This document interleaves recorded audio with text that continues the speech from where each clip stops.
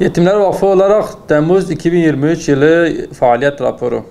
Yetimler Vakfı yıllardır faaliyette bulunduğu gibi Temmuz ayında da yurt içi ve yurt dışındaki yetim, öksüz ve kimsesiz çocuklara, savaş ve afet mağdurlarına insani yardım ulaştırma gayreti içinde önemli faaliyetler yürütmüştür. Bu faaliyetler birçok ülke ve bölgede hayırseverlerin, üye ve gönüllerimizin aracılığıyla yapılmıştır.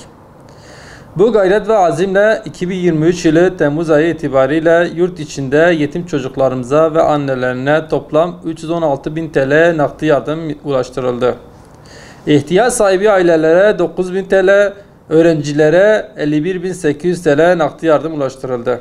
Öte yandan yurt içindeki ihtiyaç sahibi yetimlere 600.000 TL değerinde kurban eti, 6.550 TL değerinde meyve ve sebze ulaştırılmıştır.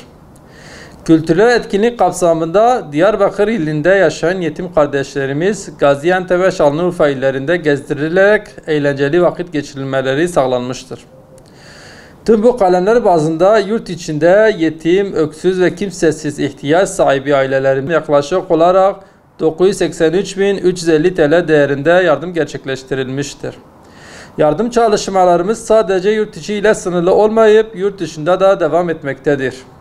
Bu kapsamda Afrika ülkelerinde su kuyusu açma, vekalet yoluyla verilen kurbanların kesimi, dağıtımı ile yetim aylığı nakdi yardım olarak 1.655.800 TL değerinde, Yemen'de vekalet yoluyla verilen kurbanların kesimi ve dağıtımı ile yetim aylığı nakdi yardım olarak 200.000 TL değerinde, Afganistan'da su kuyusu açma, vekalet yoluyla verilen kurbanların kesimi, dağıtımı ile yetim aylığı nakdi yardım olarak 2.983.100 TL değerinde, Bangladeş'te su kuyusu açma, vekalet yoluyla verilen kurbanların kesimi, dağıtımı ile yetim aylığı nakdi yardım olarak 103.000 TL değerinde ve Doğu Türkistanlı yetim, öksüz ve kimsesizlere yetim aylığı nakdi yardım olarak 15.000 TL değerinde yardım yapılmıştır.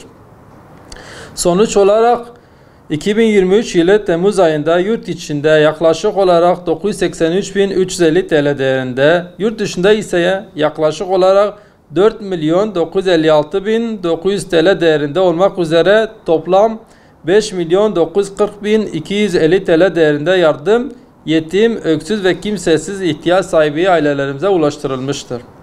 Yetimlere yardımların ulaşmasında bizlere destek olan tüm üye ve gönüllerimiz ile bizlere bağışlarını ulaştıran tüm hayırseverlerimizden Allah razı olsun. Yapmış olduğunuz bu hayrınızı Rabbim dergâh izzetinde kabul ve makbul eylesin.